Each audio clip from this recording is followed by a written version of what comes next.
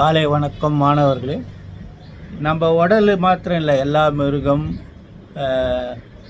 அப்புறம் செடி கொடி மண் எல்லாத்துக்குமே ஒரு செல்களின் ஒரு கூட்டமைப்பு தான் அது செல் என்ற வார்த்தை. சரி, இந்த செல்லுன்னா என்ன அப்படின்னு இன்றைக்கி தெரிஞ்சுக்கலாம். செல்லுன்றது என்னன்னா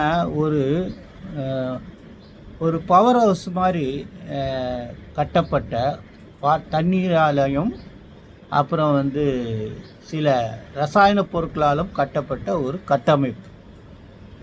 இது என்ன ஆகுதுன்னா, தண்ணி, இந்த கெமிக்கல் ரசாயன பொருட்கள் ஒரு சின்ன ஒரு கட்டடமாக, ரொம்ப சின்ன கட்டடமாக உருவாகுது தான் செல்லுன்னு பேர். ஒரு செல்லும் ஒரு வேலைகள் செய்கிறது. அதாவது அது செய்கிற வேலையை பொறுத்து அந்த செல்களுடைய உருவமைப்பு இருக்குது அப்படின்னு சொல்லப்படுது. இந்த நரம்பு செல்கள் இருக்குது, அது நீண்டு வால் மாதிரி இருக்குமா. ஏன்னா அது ஒரு இடத்துலேருந்து இன்னொரு இடத்துக்கு மெசேஜ் கொண்டு போகக்கூடிய சக்தி இருக்குது அப்படின்னு சொல்கிறார்.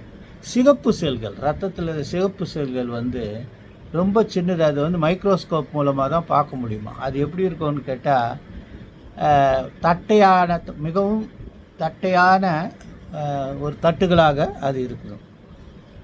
அதனுடைய வேலை என்னென்னா, நுரையீரலிருந்து ஆக்சிஜனை எடுத்துகிட்டு அதை கார்பன் டை ஆக்சைடாக மாற்றி உடலில் பல பாகங்களுக்கு கொண்டு போய் சேர்க்கறது தான் என்ன.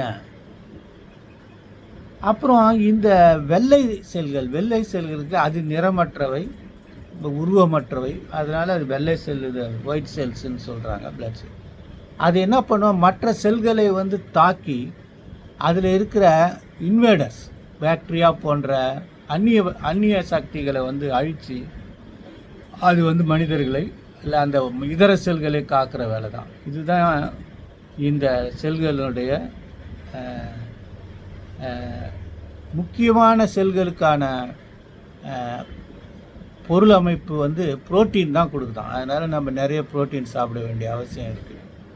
இதுதான் இந்த செல்லை ஆராய்ச்சி பண்ணி தான் இதில் பாருங்களேன், Golgi apparatus, mitochondrion, nuclear envelope, lysosome, பெராக்சோமின், நியூக்ளியஸு, அப்புறம் rough endoplasmic reticulum, chromatin, nuclear pore. இதெல்லாம் நம்ம உடம்பில் 30 கோடி 30 ட்ரில்லியன் செல் இருக்கான். இதை வச்சு தான் டிஎன்ஏ அனலைஸ் பண்ணணும். ஸோ இந்த செல்லை நல்லா புரிஞ்சுக்குங்க. காலை வணக்கம்.